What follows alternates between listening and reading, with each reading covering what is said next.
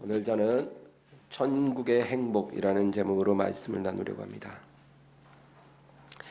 사람은 누구나 행복을 원합니다. 누구도 예외가 없어요. 인간은 누구나 행복하기를 원하는 것입니다. 노인이든 젊은이든 부자든 가난한 자든 한국인이든 미국인이든 그 예외가 없습니다. 근데 사람마다 그 행복을 추구하는 방법이 다를 뿐입니다. 행복하기는 원하는데 그 행복에 이르는 방법이 다 다릅니다. 어떤 사람은 일을 통해서 행복을 찾습니다. 그래서 일할 때 제일 행복하다 그래요. 그래서 계속 일에 매달리고 일 중독이 되고, 그래서 어떤 일을 성취할 때 행복을 느끼는 사람이 있고요. 또 어떤 사람은 돈이 있어야 행복하다 생각을 합니다. 그래서 돈에 집착합니다. 돈 없으면 아무것도 안 된다. 돈이 최고다. 그렇게 생각합니다. 또 어떤 사람은 사람에 집착해서 가족이나 사랑하는 지인들, 그들에게 가장 큰 가치를 부여합니다. 그래서 자기의 모든 소중한 시간을 그 사람들을 위해서 사용하는 것입니다. 그런데 성경은 우리의 행복은 이 세상에 있지 않고 천국에 있다, 그렇게 우리에게 말합니다. 골로새서 3장 1절과 2절을 다 같이 읽겠습니다. 그러므로 너희가 그리스도와 함께 다시 살리심을 받았으면 위의 것을 찾으라. 거기는 그리스도께서 하나님 우편에 앉아 계시느니라. 위의 것을 생각하고 땅의 것을 생각하지 말라. 너희가 그리스도와 함께 다시 살리심을 받았으면, 그러니까 우리가 예수님과 함께 죽고 예수님과 함께 살았다 그러잖아요. 그거를 거듭났다 그렇게 말합니다. 우리가 진심으로 예수님을 영접하면 우리의 옛사람이 죽고 새 사람이 사는 것입니다. 그래서 우리가 이렇게 구원을 받았으면 어떻게 하라고요? 위의 것을 찾으라. 거기는 그리스도께서 하나님 우편에 앉아 계신다. 그러니까 위의 것이라는 것은 어떤 장소를 말하는 거예요. 그리스도께서 하나님 우편에 앉아 계시는 그곳, 그게 위의 것이에요. 그게 뭐예요? 천국이죠. 예수님이 아버지 옆에 계신 그 자리가 천국입니다. 천국을 소망하라. 천국을 구하라는 거예요. 위의 것을 생각하고 땅의 것을 생각하지 마라. 그러니까 이 세상에서, 땅에서 천국을 찾지 말고 예수님이 아버지 우편에 계신 그 천국을 바라보고 거기서 내려오는 행복을 구하라는 것입니다.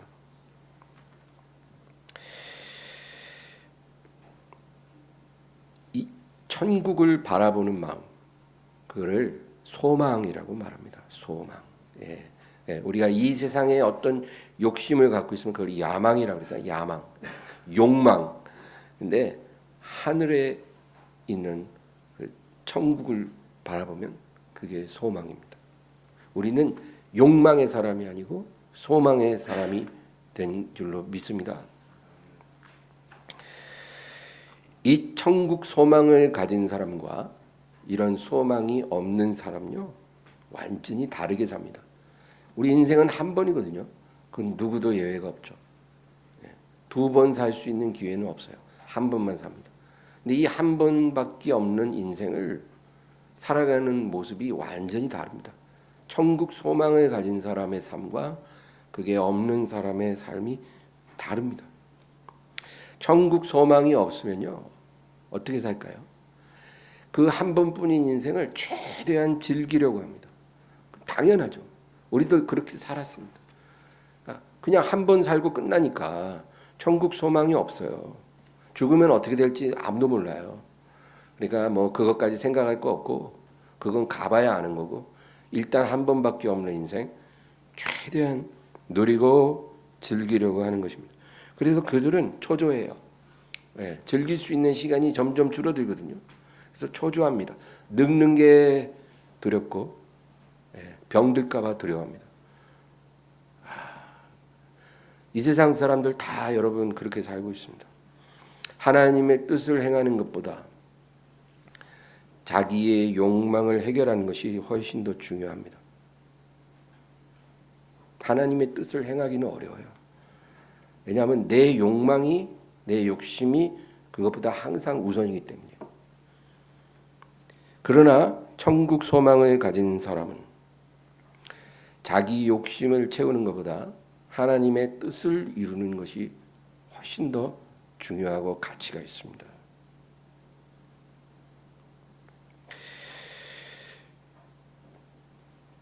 그래서 죄를 지어도 계속 짓지는 않아요. 천국의 소망을 가진 사람요, 죄를 안 짓는 건 아니에요. 우리가 다 죄를 짓잖아요. 근데 계속 짓지는 않아요. 왜? 천국에 들어가고 싶으니까. 예. 천국은 주여 주여 한다고 들어가는 게 아니에요. 천국은 순종하는 사람만 들어가요. 그러니까 죄를 지어도 계속 못 짓는 거예요. 천국에 가고 싶거든요. 근데 천국 소망이 없으면 한 번밖에 없는 인생, 뭐 죄가 됐든 뭐가 됐든 중요한 게 아니에요. 그냥 막 자기가 하고 싶은 대로 막 사는 거죠. 고린도전서 15장 19절. 만일 그리스도 안에서 우리가 바라는 것이 다만 이 세상의 삶뿐이면 모든 사람 가운데 우리가 더욱 불쌍한 자이리라.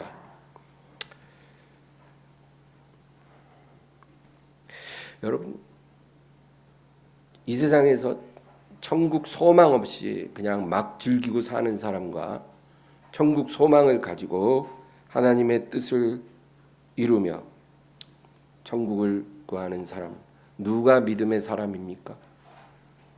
예. 믿음으로 산다는 건 그거예요. 어떤 소망을 갖고 있느냐입니다. 내가 천국의 소망이 있으면 내 마음대로 막 살 수가 없죠. 이스라엘이 애굽에서 나왔을 때 바로 가나안 땅에 들어간 게 아니에요. 40년을 광야 길을 갈았습니다. 그 광야를 지날 때 그 군중들이 두 갈래로 나눠졌어요. 어떤 사람들은 너무 힘드니까 뭐 물도 없고 양식도 부족하고 막 사는 게 고된 거예요. 정착해야 사람이 편한데 정착이 안 되잖아요. 계속 이동해야 돼요. 그러니까 광야 생활이 너무 힘드니까 많은 사람들이 다시 애굽으로 가자는 거예요. 지금보다 거기서 살 때가 더 행복했다는 거예요. 우리가 종살이를 했지만 그래도 먹는 거는 잘 먹었지 않냐. 고기 가마 앞에서 고기 구워 먹고 마늘, 파, 부추. 이스라엘 사람들의 음식이 한국 사람과 너무 비슷해요. 그런 거 먹고 살 때가 좋았지 않냐. 그래도 우리가 집이 있었지 않냐. 얼마나 편했냐. 다시 돌아가자. 그런 사람이 있었고, 아니다. 우리는 앞만 보고 가야 된다. 하나님이 가나안 땅을 주신다고 하지 않았냐. 젖과 꿀이 흐르는 땅을 우리가 바라보자. 이런 사람이 있었어요. 여러분, 이 세상의 어떤 행복과 천국의 행복을 바꾸지 않는 사람, 이런 사람을 하나님께서 믿음의 사람이라고 말씀하십니다. 행복도 종류가 있잖아요. 천국의 행복이 있고 세상의 행복이 있잖아요. 어떤 행복을 원하느냐? 하나님이 그거 보신다니까요. 약속의 땅으로 가서 누릴 행복을 원하냐? 아니면 예전에 있던 애굽의 행복을 원하냐? 거기서 그들의 운명이 달라진 거예요. 그런데 불행하게도 이스라엘 사람들은 과거에 경험했던 행복에 집착했어요. 그래서 하나님이 그들에게 진노하셨잖아요. 하나님은 그들이 본 적도 없고 들은 적도 없고 경험한 적도 없고 마음으로 생각한 적도 없는 그런 행복을 준비하셨는데 그들은 그것을 믿지 않았고 소망하지 않았어요. 그래서 믿음이 없다고 말씀하십니다. 그러니까 믿음이라는 것은 그냥 입술로 고백하는 그게 아니라 우리가 어떤 종류의 행복을 원하고 있느냐가 내가 믿음의 사람인지 아닌지를 말해주는 거예요. 모세는 하나님이 기뻐하는 사람이 되었습니다. 히브리서 11장 24절에서 26절. 믿음으로 모세는 장성하여 바로의 공주의 아들이라 칭함받기를 거절하고 도리어 하나님의 백성과 함께 고난받기를 잠시 죄악의 낙을 누리는 것보다 더 좋아하고 그리스도를 위하여 받는 수모를 애굽의 모든 보화보다 더 큰 재물로 여겼으니 이는 상 주심을 바라봄이라. 모세는요 태어날 때 공주의 아들이 되었습니다. 정말 행운하죠. 그 애굽의 공주의 아들이에요. 왕자님입니다. 그러니까 왕자의 운명이에요. 그러니까 애굽의 모든 행복을 그냥 무한대로 누릴 수 있는 그런 조건을 갖고 있었어요. 그러나 그것을 누리기보다 하나님의 백성과 고난받는 것을 잠시 죄악의 낙을 누리는 것보다 더 좋아했다는 겁니다. 그리스도를 위해 받는 수모를 애굽의 모든 보화보다 더 큰 재물로 여겼으니 이는 상 주심을 바라봄이라. 그러니까 모세는 마지못해서 그냥 고난을 수용하는 게 아니라 하나님의 백성과 믿음 안에서 함께 고난받는 것을 더 좋아했어요. 애굽의 행복보다. 그래서 하나님이 모세를 믿음의 사람으로 인정해 주신 거예요. 믿음으로 모세는 그렇게 말하잖아요. 그러니까 믿음은 이런 거예요, 여러분. 우리가 말로만 믿는 건 얼마든지 잘할 수 있어요. 그러나 어떤 삶의 상황에서 우리가 어떤 행복을 우선순위로 두느냐, 이게 우리의 믿음을 참 믿음인지 거짓 믿음인지 말해주거든요. 하나님이 약속하신 행복을 구하는 사람이 믿음의 사람이에요. 이 세상의 행복을 우선순위에 두는 사람은 그건 믿음이 없다는 거죠. 히브리서 11장 16절 보겠습니다. 그들이 이제는 더 나은 본향을 사모하니 곧 하늘에 있는 것이라. 이러므로 하나님이 그들의 하나님이라 일컬음 받으심을 부끄러워 아니하시고 그들을 위하여 한 성을 예비하셨느니라. 더 나은 본향을 사모합니다. 어디에 있는 본향일까요? 하늘에 있습니다. 하늘의 본향을 가본 적은 없으나 그것을 사모하여 무엇이라도 내려놓을 수 있는 사람, 이런 사람을 하나님이 저의 하나님이라 일컬음 받기를 부끄러워 아니하시고 그들을 위해 한 성을 예비하십니다. 여러분, 천국에 들어가는 사람은 이런 사람이에요. 이 세상에서 믿음이 하나님께 인정된 사람이에요. 이 세상에 눈에 보이는 행복보다 하늘에 예비된 그 행복, 하나님이 우리에게 주시는 그 행복을 더 우선순위에 두는 사람, 이런 사람이 믿음의 사람이에요. 하나님이 인정하시고 그 나라를 기쁘게 넘겨주는 사람이에요. 그래서 우리가 이 세상에서 우리가 여러 가지 시험을 받는 거예요. 믿음의 시험입니다. 이런 시험의 목적은 그냥 우리를 힘들게 하는 게 아니고 우리의 안에 어떤 믿음이 있는지를 하나님이 드러내시는 거예요. 그래서 시험에 넘어졌다고 너무 좌절하지 마세요. 내 믿음을 다시 세우면 되는 거예요. 시험을 우리가 이길 때 하나님이 기뻐하시고 그 나라를 우리에게 주시기를 기뻐하시는 것입니다. 예수님은 이 세상에 계실 때 천국 복음을 전하셨어요. 회개하라, 천국이 가까우느니라. 예수님의 선포가 그거예요. 마태복음 4장 17절. 이때부터 예수께서 비로소 전파하여 이르시되 회개하라, 천국이 가까이 왔느니라 하시더라.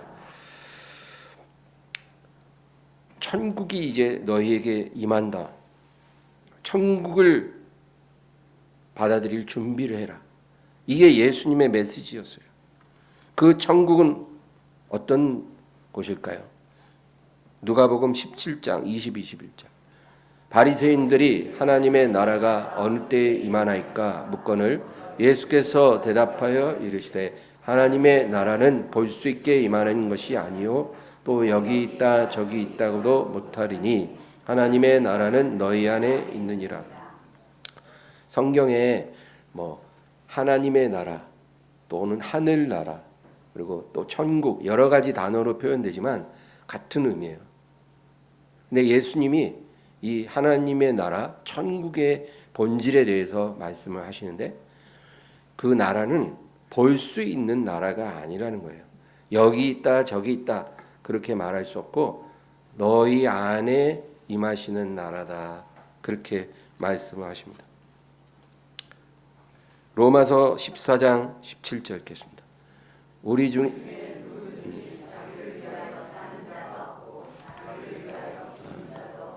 7절이 아니고 17절인데 그런 말씀이에요.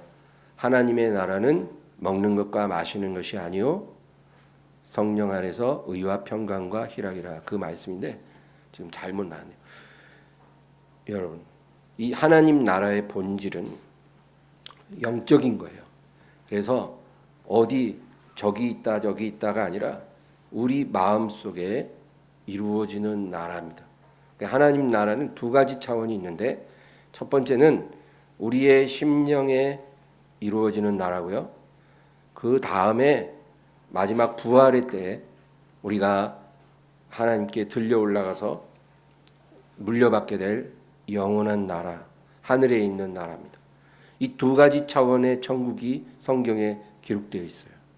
근데 주님은 이 마음에 임하는 나라를 너희가 이해하지 못하고 그 나라를 소유하지 못하면 절대로 하늘에 있는 그 예비된 성에 들어가기가 어렵다. 그런 말씀이에요.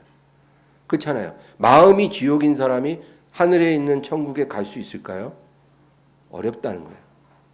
물론 마지막 순간에 회개한 강도는 평생을 지옥에 살다가 마지막 순간에 회개해서 낙원에 들어갔으나 일반적으로 평생 불순종하고 죄 가운데 살면서 마음이 지옥인데 오늘날 갑자기 심장마비로 죽어가지고 천국에 갈 수 있을까요? 어렵다는 거예요. 예.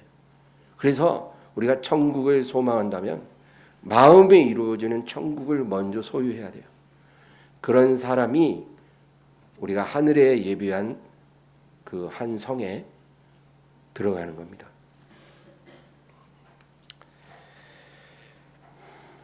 그래서 예수님이 내가 너희를 위하여 처소를 예비하러 가노니 그랬잖아요. 그 처소는 하늘에 있는 실제적인 천국을 말하는 거예요. 내 아버지 집에 거할 곳이 많도다 그랬잖아요. 그러니까 우리가 부활의 날에 들어갈 천국을 말하죠. 그런 천국에 들어가기 전에 하나님의 나라는 너희 안에 있다. 그 말씀을 우리가 꼭 깨달아야만 하는 것입니다. 여러분 그러면 마음에 임하는 천국은 어떤 것일까요? 마음의 천국이 임한다. 참 좋은 말인데 어떻게 해야 마음의 천국이 될까요? 내 마음이 천국 같지는 않은데 우리가 마음의 천국이라 그러면 어떤 황홀경에 확 빠져가지고 몽롱한 상태에서 마치 마약을 한 것 같이 그런 상태에서 구름 위를 걷는 그런 느낌 그런 거 아닌가? 그런 거 아닙니다. 그런 상태를 마음의 천국이라고 하는 게 아니고요. 내 마음이 하나님의 사랑으로 꽉 차 있는 걸 말해요. 하나님의 사랑으로 꽉 차서 다른 거를 채울 필요가 없는 거예요.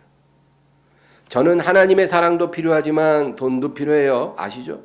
이런 마음이 아니고 하나님의 사랑으로 꽉 차서 다른 게 들어갈 필요가 없는 거예요.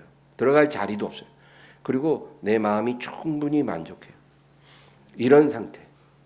우리가 이 세상에 살지만 하나님이 성령으로 부어지는 그 사랑으로 꽉 채워져서 다른 게 필요치도 않고 중요하지도 않아요. 그냥 저는 주님만을 원해요. 지금 내 안에 계신 주님으로 충분해요. 주님, 저는 행복해요. 우리가 이런 고백을 진실로 할 때 이게 마음의 천국이 임한 사람이에요. 하나님, 저 뭐 은혜도 좋지만 뭐 일단 제 소원도 좀 들어주세요. 우리가 이렇게 하잖아요. 근데 아직 천국이 온전하지 않은 거예요. 그럼 목사님, 뭐 돈 없이 어떻게 살아요? 맨날 천국 타령만 하고 돈도 없이 어떻게 삽니까? 우리가 이 세상에 사는데. 여러분, 돈이 중요하지 않다고 해서 돈이 필요하지 않다는 게 아니에요. 돈이 하나님의 자리에 있지 말아야 된다는 거죠. 돈이 목적이 돼서는 안 된다는 거예요. 돈은 필요 수단이에요. 하나님이 더 잘 알아요. 너희에게 있어야 할 줄을 아버지께서 아시느니라. 뭐 참새도 먹이고 백합화도 입히는데 너희에게 뭐가 필요한지 왜 모르시겠니? 너희가 그런 거 구하지 않아도 이미 다 아시는데 왜 이방인들처럼 그런 것만 구하니? 하늘나라는 먹는 것과 마시는 것이 아니요 오직 성령 안에 있는 의와 평강과 희락이야. 그거예요. 네. 이게 본질이에요. 성령이 우리에게 역사해서 우리 마음이 하나님의 사람으로 꽉 차서 돈이 있든 없든 건강하든 건강하지 않든 여러 가지 문제 속에 있든 없든 그게 그렇게 중요해지지가 않은 거예요. 이런 천국을 갖고 싶지 않으세요, 여러분? 그렇게 살다가 하늘에 있는 천국에 들어가야죠. 그런 천국 하나도 마음의 경험도 못하고 지옥 같은 인생만 살다가 맨날 돈 때문에 허덕이고 사람에게 상처받고 그러고 살다가 죽어서 천국 간다? 그건 아니라는 거예요. 그건 하나님이 우리에게 원하는 인생이 아니에요. 로마서 5장 5절. 소망이 우리를 부끄럽게 하지 아니함은 우리에게 주신 성령으로 말미암아 하나님의 사랑이 우리 마음에 부은 바 됨이니. 우리에게 주신 그 성령으로 하나님의 사랑이 부어졌다는 거예요. 그거면 충분하다. 나는 충분합니다. 더 필요한 게 없습니다. 너무 행복합니다. 이렇게 우리가 고백할 날이 오리라고 믿습니다. 그렇게 되면 이런 사람은 하나님이 우리에게 주신 소망이 부끄럽지 않은 사람이에요. 그러니까 천국을 소망하잖아요. 그 소망이 결코 부끄러운 소망이 아니라는 거죠. 고린도전서 2장 9절. 기록된 바 하나님이 자기를 사랑하는 자들을 위하여 예비하신 모든 것은 눈으로 보지 못하고 귀로 듣지 못하고 사람의 마음으로 생각하지도 못하였다 함과 같으니라. 천국은요, 우리가 상상하는 것을 넘어섭니다. 천국의 행복은 인간이 세상에서 경험할 수 있는 그 어떤 행복과 차원이 다른 행복이거든요. 이건 경험해야만 아는 행복이거든요. 그래서 우리가 이거 정말 사모하고 이거 경험하면 다른 거를 필요하지 않게 돼요. 다른 게 중요하지 않게 돼요. 그래서 마음의 천국을 소유한 사람은 많은 게 달라집니다. 모든 게 달라져요. 예전에 그렇게 중요하던 게 별로 중요하지 않게 되고요. 예전에 정말 중요하게 생각해보지 않았던 그런 것들이 너무 중요한 게 되고요. 모든 게 바뀌어요. 천국을 소유한 사람은 정말 모든 것이 달라지는 것입니다.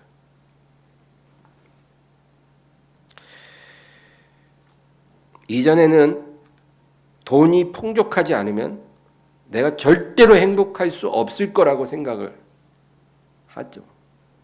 여러분, 그런 생각 안 해봤어요?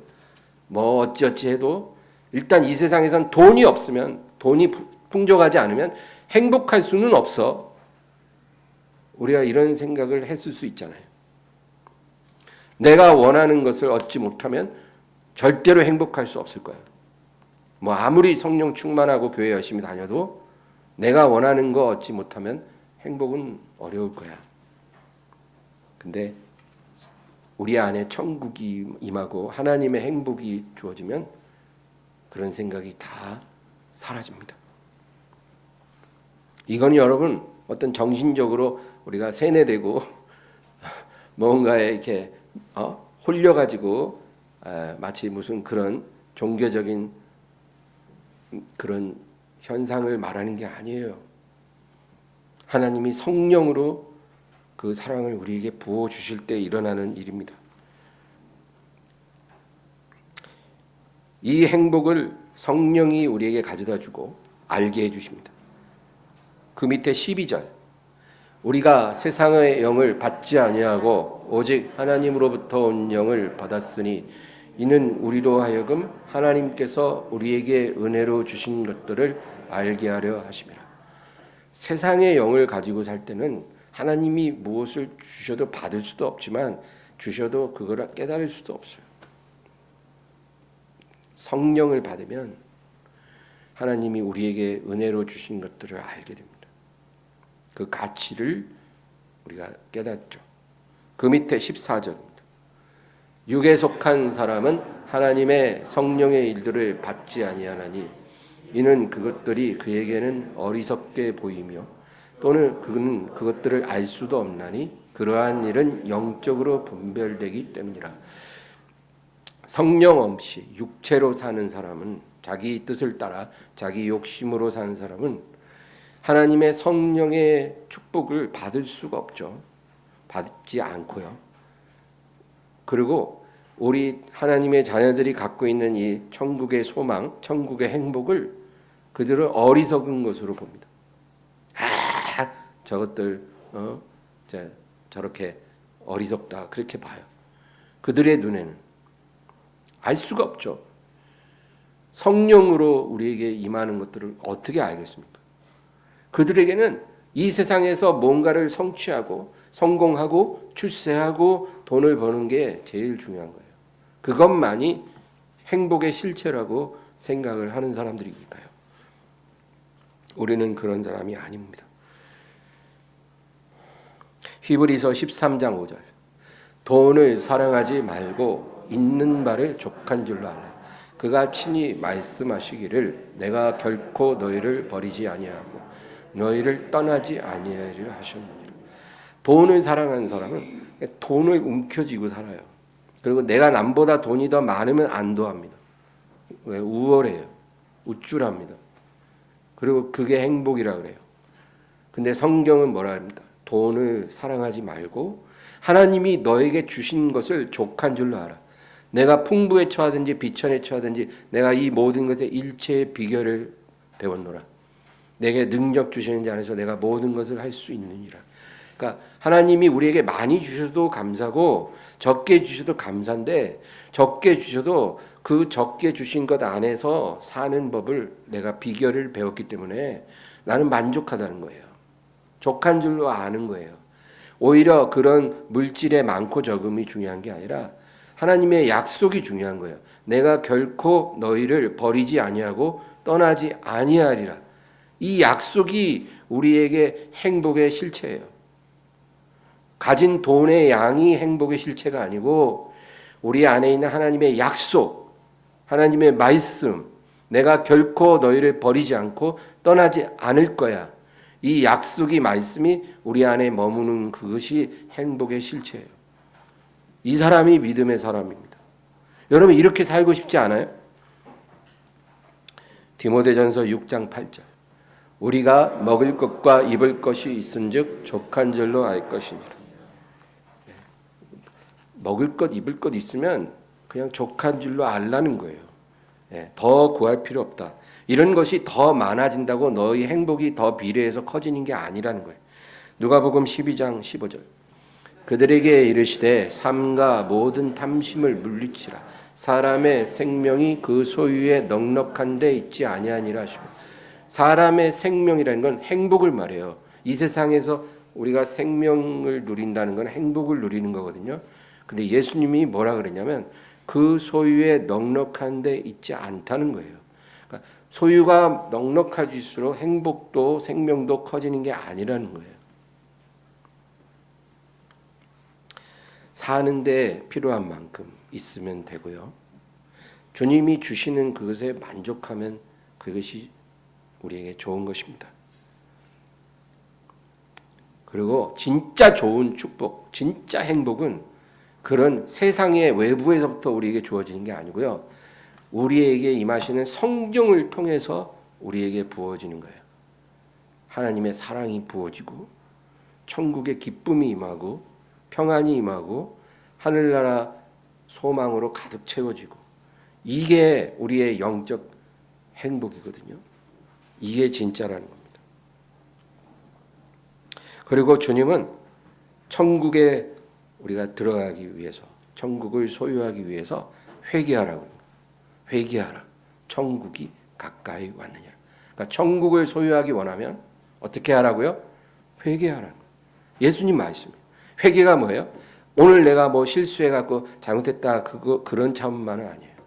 회개는 하나님께 돌아가는 거예요. 하나님께 돌아가는 거. 내 뜻대로 살던 삶을 하나님의 뜻을 우선시하는 삶으로 돌아가는 거예요. 그게 회개예요. 우리가 회개했는지 안 했는지 하나님이 제일 잘 아세요. 그리고 우리가 이렇게 회개를 했다면 그 다음에 우리가 한 가지 더 필요한데 광야 길을 견디라는 거예요. 광야 길을 잘 견디. 그러니까 회개했으면 바로 축복의 땅으로 팍 들어가는 게 아니고요. 축복의 땅까지 가기 위해서 광야의 시간이 꼭 있거든요. 그 광야의 시간을 잘 견디라. 그거예요. 이게 성경이 우리에게 말해주는 거예요. 회개한 사람을 기다리는 길은 꽃길이 아니고 광야길이에요. 이스라엘 백성이 애굽에서 나왔잖아요. 종살이하다가 탈출했잖아요. 그래서 유월절 어린 양의 피로 거기서 나왔어요. 그리고 나서 제일 먼저 홍해를 건넜죠. 이 홍해를 걷는 거는 물 침례 받은 걸 말해요. 그리고 나서 구름 기둥으로 불 기둥으로 인도함을 받았잖아요. 그거는 성령 세례 받은 걸 말해요. 성령 세례를 받고 성령의 인도를 받는 거예요. 그리고 나서 그들이 시작한 삶이 뭐예요? 40년 광야 길이었거든요. 원래는 2년이면 끝날 건데 불순종해서 40년이 된 거예요. 40년 광야 길을 지났잖아요. 그리고 나서 요단 건너 약속의 땅에 들어가는 거거든요. 이 광야의 길이 우리를 기다리고 있다는 것을 우리가 알아야 됩니다. 근데 이스라엘은 이 40년 광야 길에 많은 불신앙, 불순종을 했어요. 하나님을 원망했어요. 믿음으로 지나야 될 광야인데 그러질 못했어요. 그들은 40년 동안 그 광야에서 천국을 온전히 경험하고 하지 못했어요. 그래서 그 광야는 그냥 원망을 달고 사는 그런 시간에 불과했어요. 그래서 그것이 우리에게 교훈이 되는 거예요. 우리는 그렇게 가지 말아야 한다는 겁니다. 많은 성도들이 광야 그러면 그냥 척박한 상황에서 고생만 잔뜩 하는 그런 개념으로 생각하죠. 여러분 아주 힘든 환경에서 내가 고생 바가지로 하는 거 그게 그냥 광야의 의미일까요? 그냥 고통과 시련을 견디기만 하는 그곳이 광야가 아닙니다. 오랜 시간 고통을 당하고 자동으로 약속의 땅에 들어갈 수는 없어요. 여러분 고통은 이 세상 모든 사람이 다 겪는 거 아세요? 하나님의 자녀만 겪는 게 아니에요. 믿지 않는 세상 사람들도 이 세상 광야에서 다 고통당해요. 고통을 겪었다고 다 약속의 땅에 들어가는 건 아니죠. 고통을 견디기만 하는 것이 광야는 아니라는 거예요. 그럼 광야는 뭘까요? 하나님의 자녀에게 광야는 하나님의 말씀으로 사는 법을 배우는 장소예요. 하나님의 말씀으로 살아야 한다는 사실을 머리가 아니라 몸으로, 심령으로 경험하고 깨닫는 장소. 이스라엘 백성들이 40년 광야길에 무엇을 먹었을까요? 여러분 아시죠? 매일 아침에 하늘에서 내려오는 만나라는 것을 먹었어요. 40년 동안 하루도 빠짐없이 하늘에서 아침마다 만나가 내렸다는 거예요.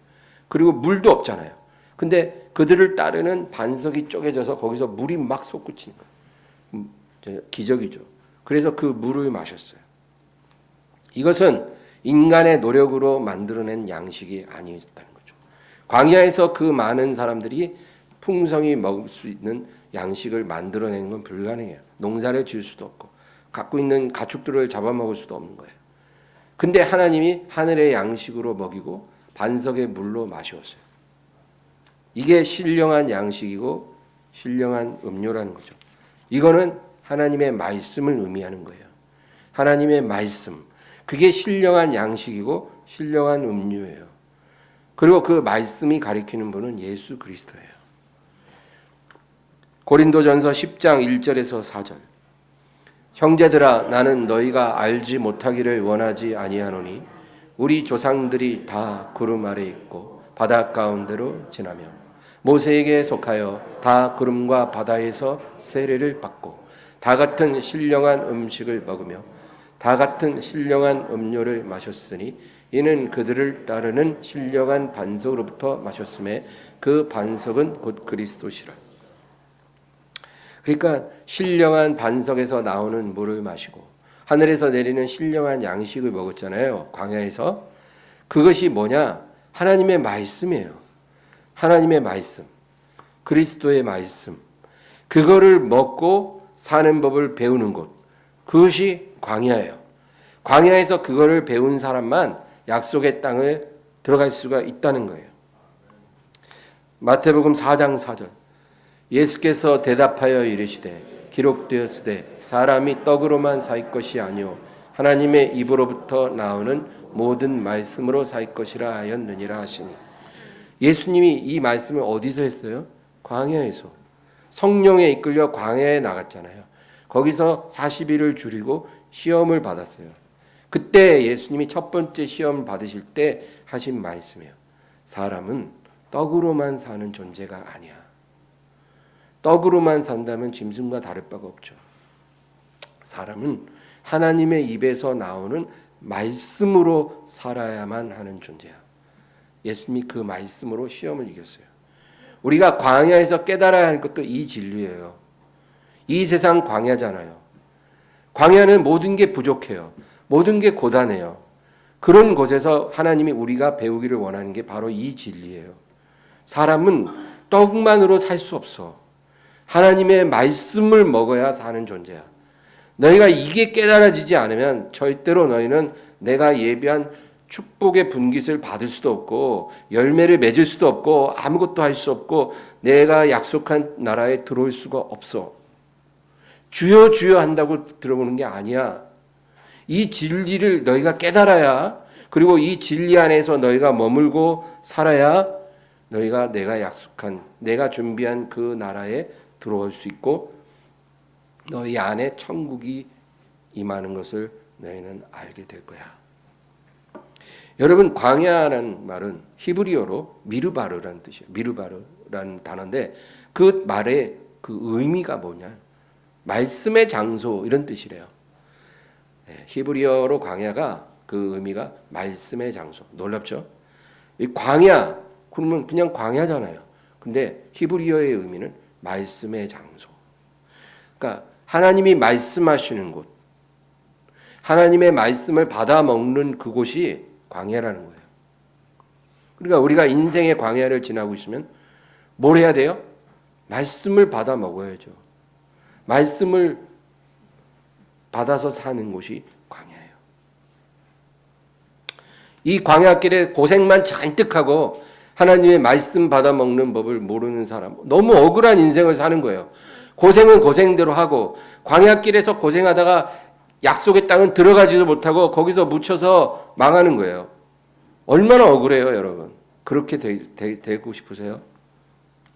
호세아 2장 14절 15절. 그러므로 보라, 내가 그를 타일러 거친 들로 데리고 가서 말로 위로하고 거기서 비로소 그의 포도원을 그에게 주고 아골 골짜기로 소망의 문을 삼아 주리니 그가 거기서 응대하기를 어렸을 때와 애굽 땅에서 올라오던 날과 같이 하리라. 하나님이 범죄한 이스라엘을 징계하셨지만 다시 회복할 거라고 약속하셨어요. 그래서 호세아 선지자에게 뭐라 그러냐면 이제 내가 그를 타일러 거친 들로 데리고 나갈 거야. 거친 들이 광야예요. 광야에 데리고 나가서 거기서 그를 내 말로 위로해 줄 거야. 그러니까 먼저 하나님이 하시는 일은 광야에서 말씀을 먹이겠다는 거예요. 내 말로 먹이고 위로하고 비로소 거기서 그의 포도원을 그에게 주리라. 여러분, 이 그의 포도원이 뭐예요? 그의 분깃이에요. 하나님이 우리 각자에게 분깃을 준비하신 거 믿으십니까? 사람요, 이 세상에 태어날 때 하나님이 주실 축복의 분깃을 다 갖고 태어나요. 근데 그냥 자동으로 주는 게 아니라 하나님의 절차를 밟아야 되는 거예요. 불순종하면 예비된 분깃을 못 받아요. 우리가 맺게 돼 있는 열매가 있는데 그거 못 맺어요. 그런데 하나님이 사랑하는 자녀를 광야로 데리고 가서 거기서 내 말로 먹이고 위로한 다음에 그 다음에 비로소 거기서 그의 포도원을 그에게 주리라. 그의 분깃을 줄 거야. 그의 열매를 허락할 거야. 그렇게 몸부림을 치도 아무 열매도 없던 인생이 이제 풍성한 열매로 변화될 거야. 그리고 아골 골짜기로 소망의 문을 삼아 주리라. 아골 골짜기. 여러분, 그게 뭘까요? 절망의 골짜기예요. 절망의 골짜기. 절망의 골짜기 경험 안 해보셨어요? 진짜 사는 것보다 죽는 게 낫다고 생각하는 그런 상황. 이 절망의 골짜기가 우리의 인생에 깊이 패여 있잖아요. 그거를 소망의 문으로 바꿔주리라. 소망, 뭐라 그랬어요? 천국을 바라보는 게 소망이잖아요. 이 절망의 골짜기가 소망의 문으로 변해요. 그래서 마음에 천국 소망이 가득하고 천국이 임하고 또 우리가 장차 들어갈 천국을 기쁘게 바라보는 거예요. 그렇게 해주리라. 이게 얼마나 귀한 말씀입니까?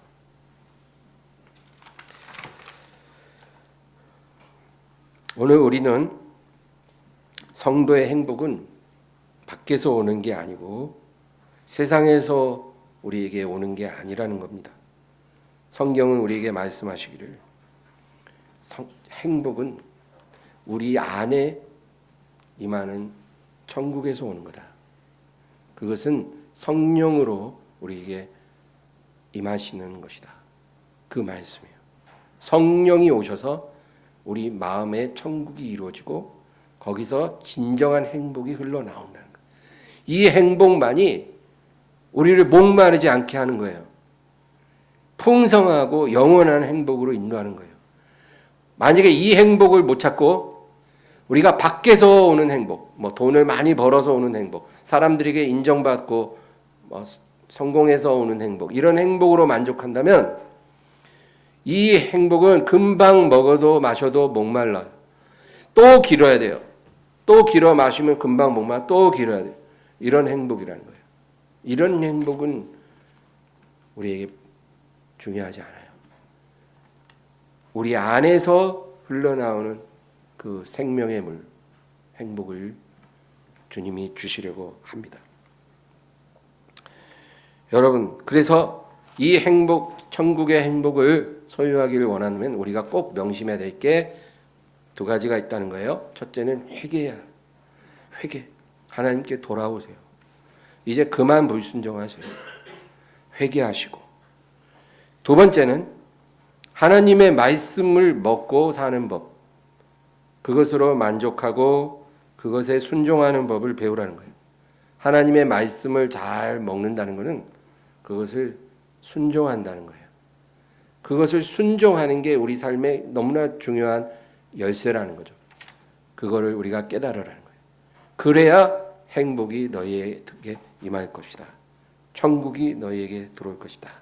그거예요. 성경이 우리에게 말해주는 게 그거예요. 이스라엘이 하나님 말씀에 잘 순종하면 흐르던 요단강도 멈췄어요. 그렇죠? 순종하니까 강물이 멈춰요. 그래서 잘 안전하게 건너갔어요. 그 여리고성, 무너뜨릴 수 없는 성이 그냥 저절로 무너져요. 순종하니까. 근데 그 여리고성을 무너뜨릴 때 하나님이 뭐라 그랬어요? 그 성 안에 있는 물건에 손대지 마라. 다 불태워서 내게 바쳐라. 그랬거든요. 왜냐? 그 여리고 성은 첫 번째 성이거든요.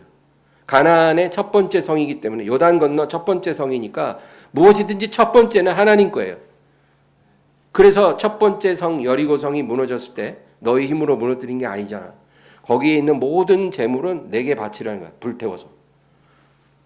그게 얼마나 쉽지 않겠어요. 막 금덩어리가 막 굴러다니는데. 근데 아간이라는 사람이 딱 한 명이 불순종했어요. 숨겼어요. 내가 이런들 누가 알겠나? 하나님이 아시죠. 그래서 그 다음 전투에서 아이성이란 조그만 성을 취할 때 대패했어요. 불순종하니까 될 일도 안 돼요. 하나님이 그냥 축복의 문을 완전히 막아버리고 저주를 쏟아부어요. 그러니까 이스라엘이 배우는 게 뭐예요?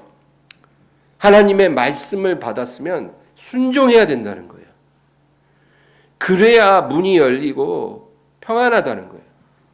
하나님이 우리의 힘이 되고 능력이 되고 구원이 되는 거예요. 순종하지 않으면 너무 어려워지는 거예요.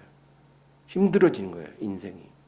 광야가 고생만 하고 멸망당하는 장소가 되는 거예요.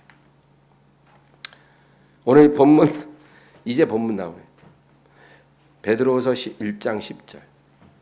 그러므로 형제들아 더욱 힘써 너희 부르심과 택하심을 굳게 하라. 너희가 이것을 행한즉 언제든지 실족하지 아니하리라.